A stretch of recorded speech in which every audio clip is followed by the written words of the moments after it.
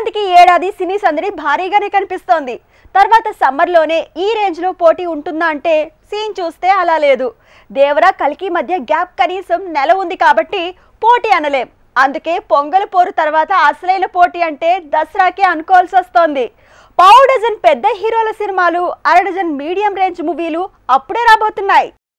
Power star తో సుజిత్ తీస్తున్న OG దసరాకు రావటం ఆల్మోస్ట్ కన్ఫర్మ్ అయింది. సంక్రాంతి సందడి తర్వాత సమ్మర్లో తారక్, ప్రభాస్ మూవీస్ మాత్రమే పోటీ పడేలా ఉన్నాయి.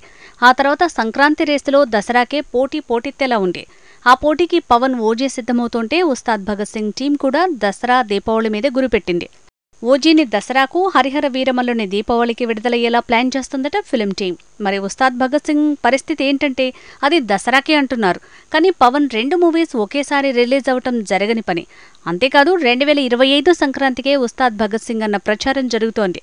అయితే కనీసం ఓజీ, ఉస్తాద్ భగత్ సింగ్ అయినా ప్రచారం పేరుతో ఏదోలా జనాల్లోకి వస్తోంది.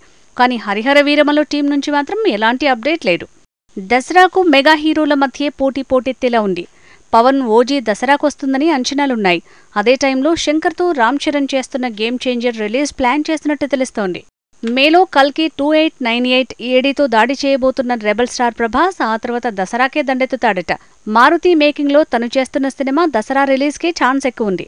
హను రాఘవపూడి మేకింగ్లో ఓ మూవీని, సందీప్ రెడ్డి వంగా మేకింగ్లో స్పిరిట్ కి కమిట్ అయిన ప్రభాస్ ఈ రెండింటినీ సమ్మర్లో మొదలు పెట్టేలా ఉన్నాడు. అయితే 2 సినిమాలు చేస్తూ 2 మూవీస్నే సమ్మర్, దసరాకు విడుదల చేస్తూ పర్ఫెక్ట్ ప్లానింగ్తో ముందుకు వెళ్తున్నాడు. విజయ్ దేవరకొండ సంక్రాంతికే ఫ్యామిలీ స్టార్గా రావాలి. కానీ తను కూడా మార్చికే దండయాత్ర చేయబోతున్నాడు.